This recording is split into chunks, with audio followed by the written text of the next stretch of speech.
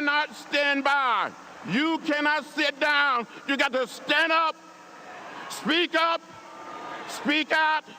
and get in the way. Make some noise. That good trouble right there. When John Lewis died in 2020, it left his spot on that November ballot vacant. It was filled by Nikema Williams, who was at the time stirring as state senate. She would go on to win in the general election, and now she is joining us. Congresswoman Williams, welcome to the show. Good morning. So happy that you're with us this morning. Listen, start off with your personal reflection on John Lewis and what kind of leader he was. You know, Congressman Lewis was that person. People tell you you should never meet your heroes because you might be disappointed, but he was everything that you thought he would be. I had an opportunity to know him personally and learn from him and just take it all in before even realizing that I would ever have the opportunity to serve in the seat that he served this district in this country for over 30 years. So it is the honor of my life to serve this district, to be able to just take part of what he taught me and to give it back to so many people, especially in these very trying times. People will ask me what it's like to serve in the seat from John Lewis and what does good trouble mean to me, and with everything going on right now. And I think about some of the quotes that he left us with. A lot of people use the good trouble, necessary trouble, but the one that really, really stands out to me is he said, let us not get lost in a sea of despair.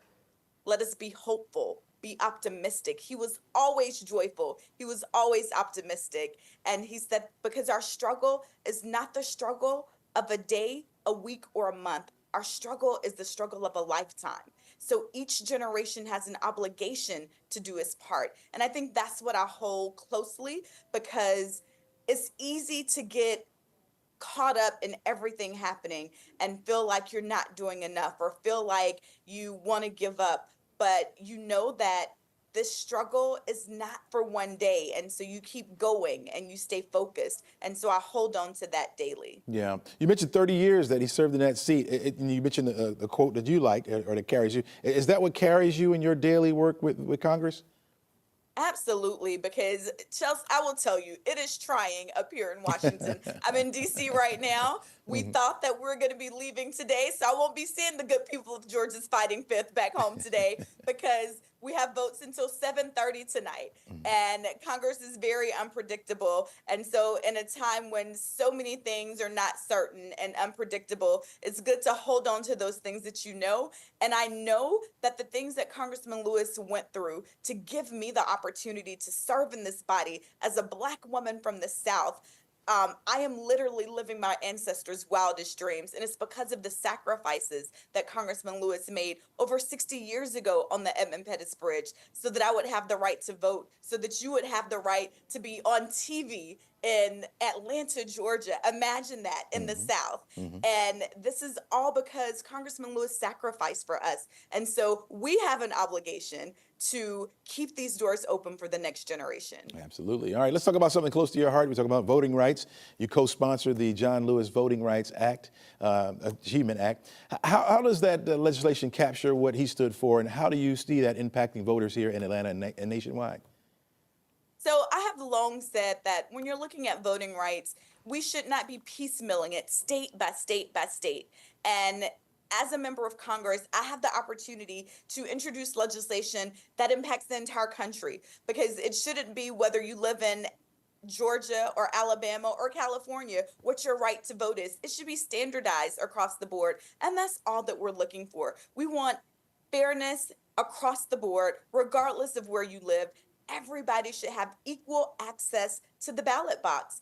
I tell the story that my son, if he's in Atlanta and goes to McDonald's, he knows that if he orders a Happy Meal, he's going to get a toy, he's going to get his chicken nuggets, a soda, and fries across the board.